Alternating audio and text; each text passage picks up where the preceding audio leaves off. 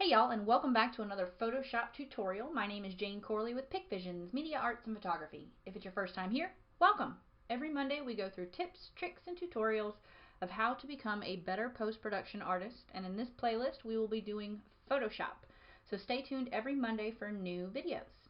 In this episode, we're going to go off our Photography Friday episode. If you haven't been tuning into our Photography Friday episodes, please check it out on my channel. Today we are going to be learning about pet photography, as you see with my picture of Mia on my screen. And we're going to be working on framing, adjusting background elements, harsh shadows and color corrections, as well as shadows and vibrance and saturation, and really just a little bit of everything. But let's go ahead and get started on how to edit pet photography. So this is little Mia. She's adorable. And we are going to go through this image and get rid of some of these distracting background elements and really just smooth everything out so that little Mia becomes the focus of the image. First and foremost, like we do in all of our other Photoshop products, we're going to duplicate the background copy.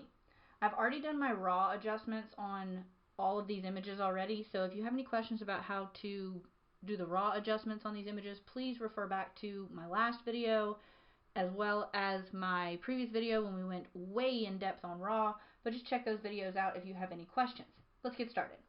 So before we get started on any inside the image edits, I'm going to go ahead and make my basic edits that I just traditionally do when I'm working on portraits of any kind.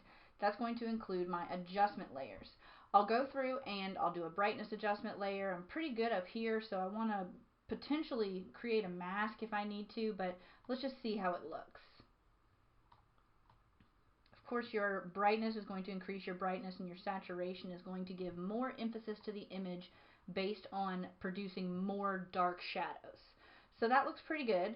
And as we learned in our masking tutorials, if you want to reveal the mask, you're going to leave it white, and if you want to conceal the mask, you paint over it in black. So there are areas that I want to paint over that are just a little too blown out. So what I'm going to do is B for brush, and I'm going to make my brush a little bit bigger with my bracket keys. It's a little too big. My opacity is at 20%. I do want to make that maybe, let's say 5% for starters, just so we can make some small adjustments. I'm going to paint on in these areas at an opacity of 5, so you see it's really not all that much. And really just bring some of those shadows back into the areas where their highlights are blown out. This will conceal this part of the mask. So these areas over here are a little bit too blown out. I want to bring some of that back because I feel like it's a little distracting to have those areas blown out. So that looks pretty good for now. We'll make a few other adjustments later, but know that that is your brightness and contrast layer. So if you need to make any adjustments to any other brighter areas that you may find are a little bit distracting because they're a little blown out, go ahead and take your black brush and run over those areas, because you know that this is going to calm your brightness and highlights. So we'll come in here and all these little white patches. Bringing a little bit more of these shadows back into this image will also create a little bit more depth to some areas that might just need a little bit of work. This is another way to really encourage your sharpness and your brights and just the highlights that are just too much. You can come around and just using your eye at a low opacity, paint on some, almost like a burn with the dodge and burn tool, and naturally burn in those elements without blowing out the pixels. It's a really great way to add highlights, shadows, midtones, going either more brightness or less brightness, and then performing a low opacity mask on top of the layer. You don't have to fix all of your issues immediately layer by layer, but it is good practice to get into to really just make it easier step by step when you go through the editing process. So that looks pretty good. Everything else I'll kind of fix along the way. I'm going to go and do a levels adjustment. This is just going to further your shadows, midtones, and highlights adjustments, so you can go and use your color pickers if you would like. I'm going to identify and see if I can find an area where my whites are a little bit clearer, where my absolute whites are. If you saw in my last Photoshop video, you can go and do a threshold adjustment to really find out what your whitest white is. So that looks about right. Another way to manipulate your levels adjustment instead of using the pickers is actually to move these sliders back and forth. And by hitting your Alt or Option key while you slide, you'll be able to see the areas of blown out content with these bright, bright, bright whites, as well as holding the Alt or Option key and pulling your shadows to find where your darks and shadows are. So pulling this dark slider up until you get these bright, bright reds, looking like this area right here, where they're just too much, almost even to black too in those areas. So just right about there to really get the depth of the image that you're looking for. Let's go to Vibrance next. Vibrance you can pull up just a little bit, but you don't want to lose the focal point of the image by making this teal down here a little bit too vibrant.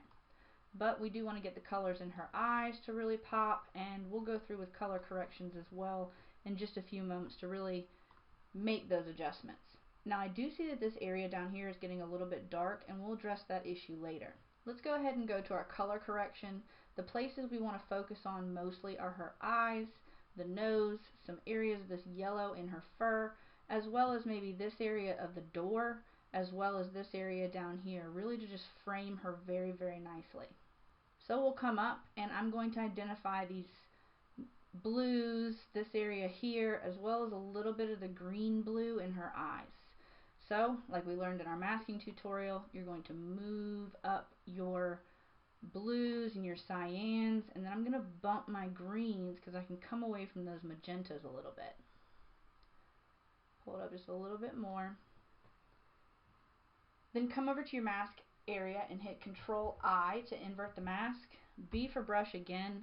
You can hit X to switch your colors down at the bottom, and begin painting the areas with white that you wish to reveal that mask.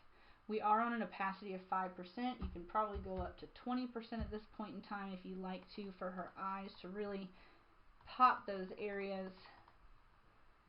Then we'll make our brush a little bit bigger, and I do want to confirm that I am on a soft brush for this area so that when I come by her fur, it's not going to make too harsh of a correction of this blue, cyan, and green onto her fur, since that's not what we're working on right now. So just like on her eyes, you're going to simply come on and paint in these areas to really bring more of that color back in. Now you may be having a hard time seeing any of the changes as we're sitting here brushing, but if you take a look at this mask and the difference that it makes, it's huge. With this properties panel up, you can continue to make those slider adjustments and get it exactly the way that you want it in the photo in real time. So this time you can tell a huge difference in this area. Let's make an additional color balance adjustment, and this time we're going to focus on the yellows in her fur as well as the yellows and greens in her eyes. So we'll pull up the greens, we'll pull down the yellows, and I'm going to pull a little bit up on the reds just to get that warm tone I'm looking for in her fur. With masks, focus on the most area, like the darkest red you want here in her belly. I do want her to remain a little bit gray, so I'm going to bring a little bit more of that blue back in just so she's not so hot. Yeah, you hot. And we're going to do the same thing with the mask. Control I to invert the mask. B for brush. I do want to go a softer opacity in this area, maybe a 10. Make the brush a little bit smaller. And I'm going to paint in her eyes to get that warm color of the eyes together. And a little trick with this as well, you can paint on this area to get, the yellow in her eyes, but if you don't want the green, instead of having to go in and erase that portion of the mask, just make your brush a little bit smaller, hit X to reverse the color, and simply cover that mask back up to bring that green back in from the underneath layer. So let's X to switch back to white, brush a little bit bigger, and we're going to paint on slowly and kind of deliberately just till you see the areas sort of pop up of the yellows and the reds, kind of warming up the image a little bit, because she is sitting on the front porch at a beach house, just kind of lounging around. So we do want to make her look a little bit warmer. This area right here as well, where you see it's a little bit washed out because of the sun flare on the lens of the camera, that color balance adjustment will also bring some of that content back up so that you're not getting that huge flare. It'll fix the rest of it here momentarily, but that'll get us started. Come in here a little bit, warm these spots up. Alright, and lastly I want to do her nose and her little toes down here because they're just so cute.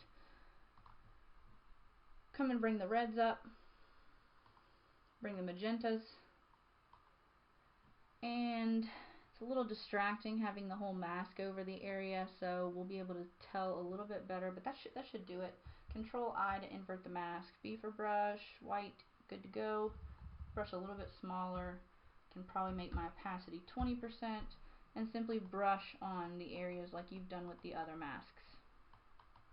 Like so. Bring those areas out. And there we have it.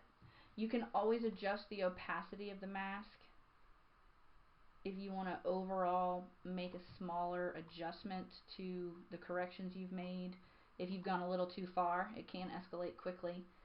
If it is easiest for you when you're working with these layers, you can make adjustments to the name of the layer because sometimes that's a little bit easier for workflow. So this was the blues and greens,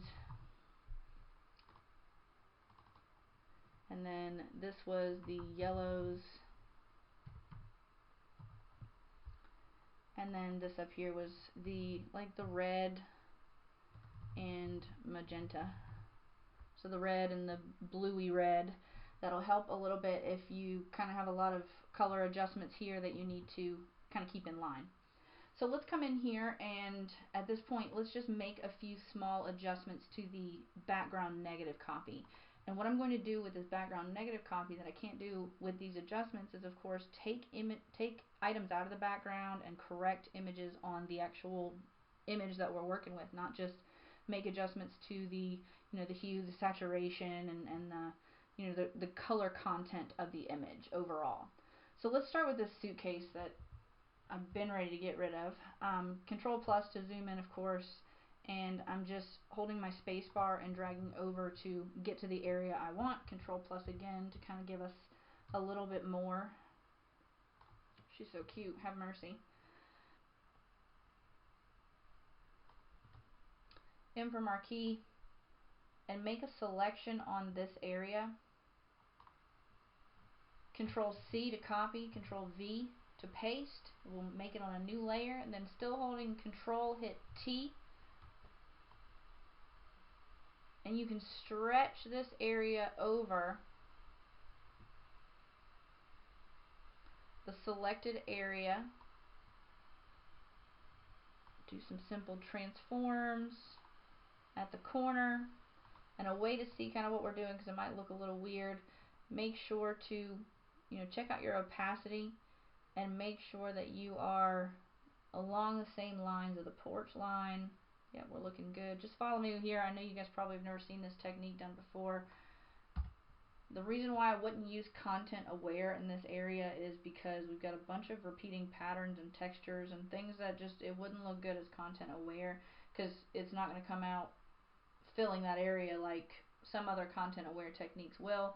It's actually going to just pull up fur and pull up whiskers, and it just doesn't look right. So we have to think of an alternative way. By doing this transformation, I'm going to lower my opacity and just simply hit E for erase at 100% and make sure you have a soft brush, like an airbrush, and erase and blend the area back in where that suitcase is now sitting.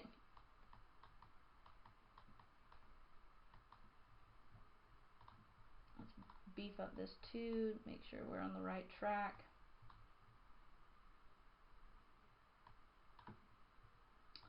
Looking good.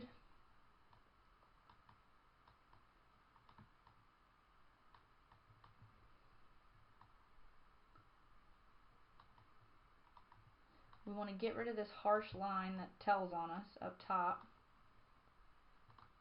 Bump up the opacity a little bit more to hide that red, like so.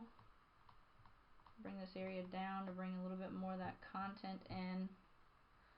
Then we can do a Control T, move this area around, and flex it to where we want it to cover, like so.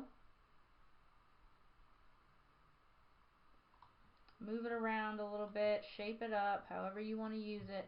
You can hit your Alt or Option key to kind of skew it if you want to skew it a little bit.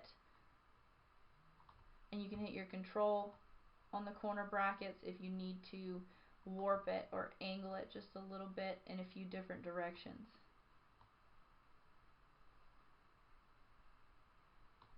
Like so. Continue to erase in areas.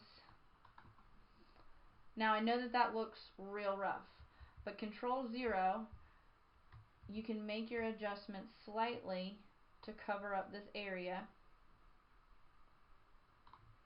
Hit Enter. That builds a background. So what we're doing now, we're going to eyedrop, select this light color line, B for brush.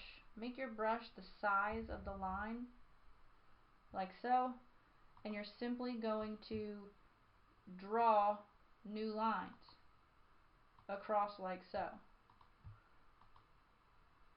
to hide those patterns. Then eyedropper, select the darker color, B for brush, and find the lines and recreate. Now I know we have a little bit of this red left, so doing a color balance, you're going to pull until you don't see the reds too much. So you don't see the reds anymore. You're going to pull away from the magentas so you don't see the reds anymore, and you're going to pull away from the yellows so you don't see the reds anymore. Close it down, Control I to invert the mask, B for brush, and paint those areas on at a slight light adjustment, giving a little bit more pop to the color in those areas.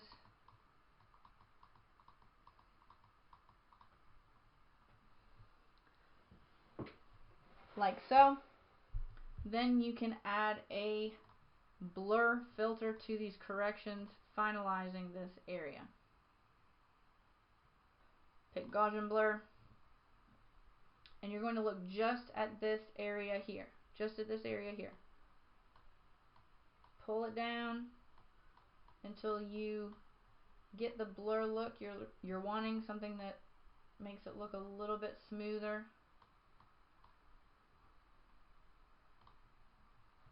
Hit OK, and you're good to go. It just looks like stuff on the other side of the screen. So let's fix this area down here. Background copy, S for sponge, Alt to select, and paint on this area down here to repaint the porch. Now I went a little bit over and a little bit too far down, so I have to make my other sponge selection.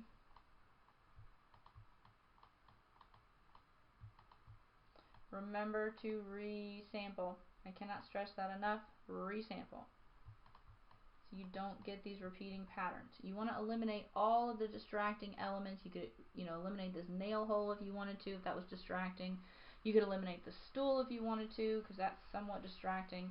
So next I'm going to make some sharpening adjustments. I am going to do a copy of everything underneath. So Control Alt Shift E as in everything.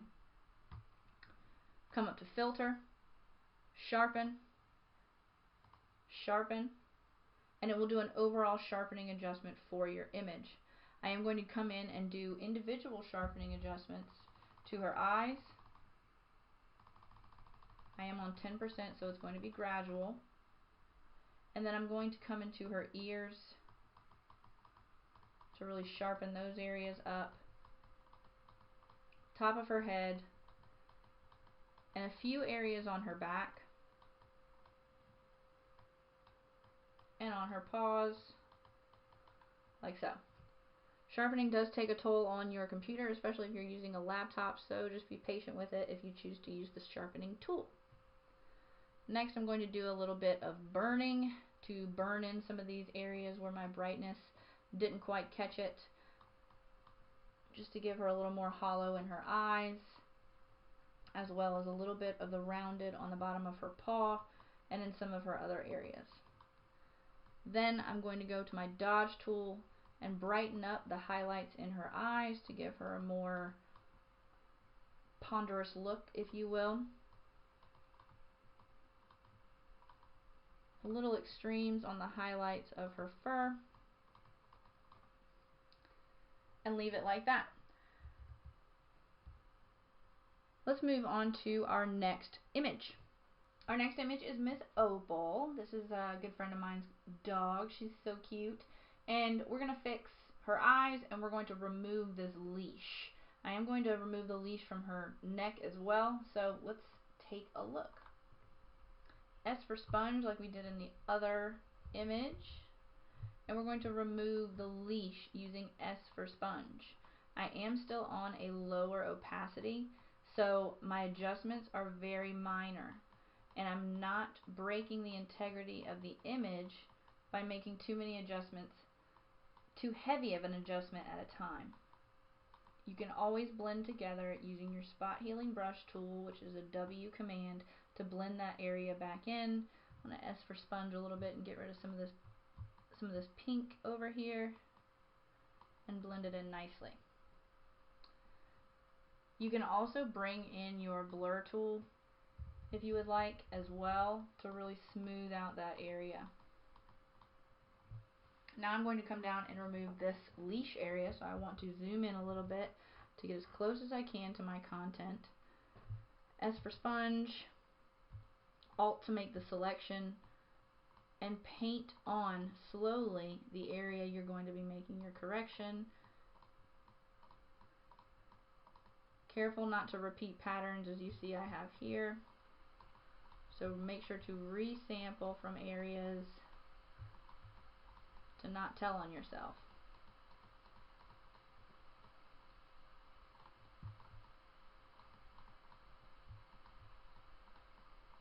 You want to maintain her shadow as well through the leash.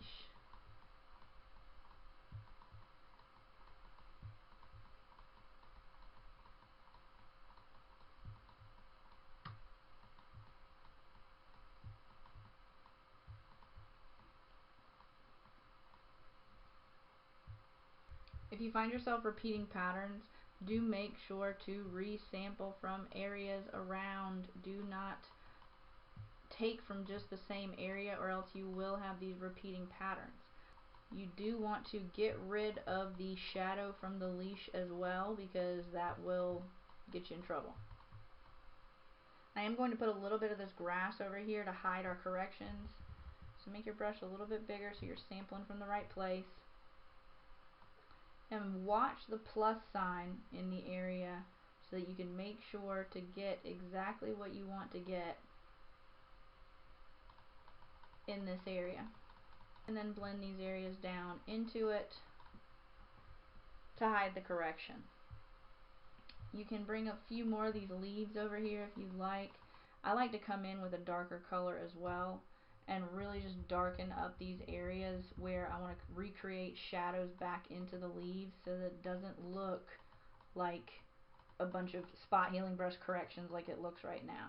By putting a few extra shadows in here and recreating the shapes of these leaves will really step up this area so that it doesn't look like you made a whole bunch of corrections. It'll put some shadows back in the tones.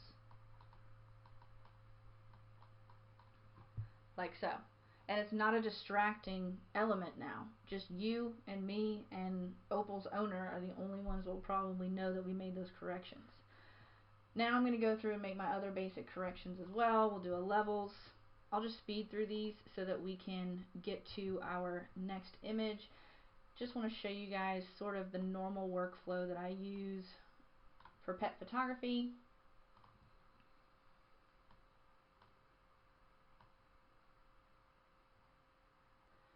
I'm going to do a brightness and contrast because that hip is a little hot. And I want to bring some more of that in. So I'm going to create a mask, B for brush, and paint over that area to calm those highlights down.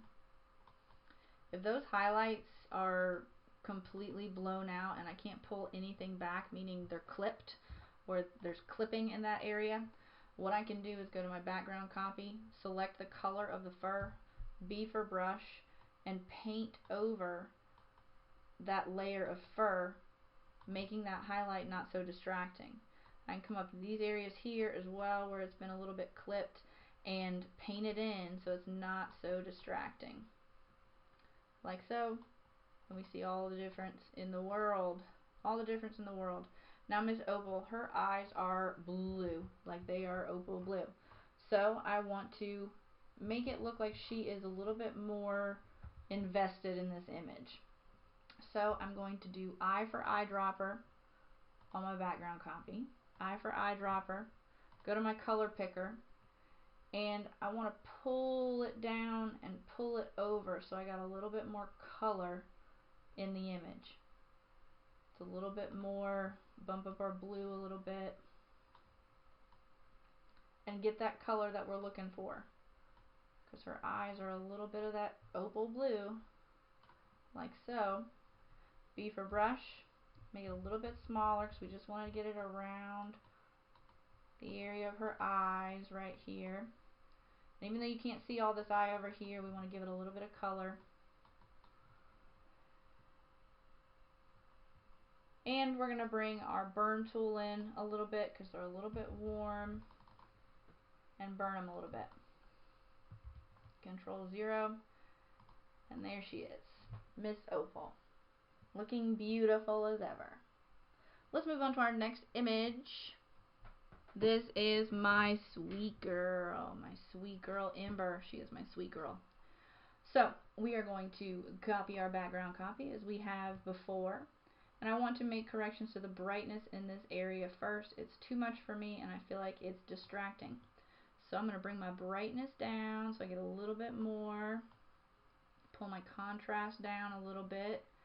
Then I'm going to invert the mask, B for brush, make sure I am on my default colors by hitting the letter D on my keyboard. Make my brush a little bit bigger with my bracket on the right, and paint in at 20% opacity, low and slow, right? Low and slow, and paint in those areas that I find are too bright. Like so.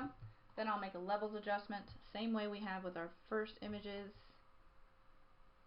Pull it up to just how I like it, pull it down just how I like it. And then we're going to move into her fur. This is a common problem for dogs that have black fur, is they have bluing in their black. So an easy way to do that is a color balance adjustment. You can pull your yellows down and pull your reds up. And same thing with the brightness and contrast. Control I to invert the mask, B for brush with a white brush, and paint on those areas to bring that blue out and the blacks in. Low and slow. That's how you want your opacity when you're making color balance adjustments. Then we're going to go to tongue and her adorable little collar. And we're going to bump our reds and bump our magentas. And we're going to bring our yellows slightly. And then Control I to invert the mask. B for brush. Bracket to the left to make your brush smaller. Low and slow. Paint it on, y'all. Her little tag is pink too. And then her tongue, I can make my brush a little bit bigger. And paint on to saturate that tongue. She's so cute. Just love her so much. Alright, wonderful. Then we're going to come in and we're going to sharpen them eyeballs. I'm going to do her eyebrows as well, because since she started graying, her eyebrows are such personality. The grays on her paws out front, because depth of field with pet photography is what it is all about. Depth of field will show such personality, and if you change your perspective, as this was shot below, you can see that it makes a huge difference to the intrigue of the image. Now I want to put a little sparkle in her eye. See, she's got a sparkle over here, but she doesn't have a sparkle over here, and I want to put a sparkle in her eye. So I go back down to my background copy, hit D for default color, X to revert to white. This is up high on her eye, so I'll put it right about here. 10% strength, couple clicks. B for brush, couple clicks. That's a little bit too big of a brush. Make it a little bit smaller to get that twinkle in her eye. Like so. Now she has direction and she's intrigued and she's all about the ball that I'm holding underneath this picture you can't see. Lastly, I'm going to bump up the greens in the background. So I'm going to go and do another color balance adjustment. Bump my greens, bump my yellows, and in the crepe myrtle trees back there I'm going to bump my reds as well, just so we get that real fall look. Control I to invert the mask, B for brush, low and slow y'all, low and slow.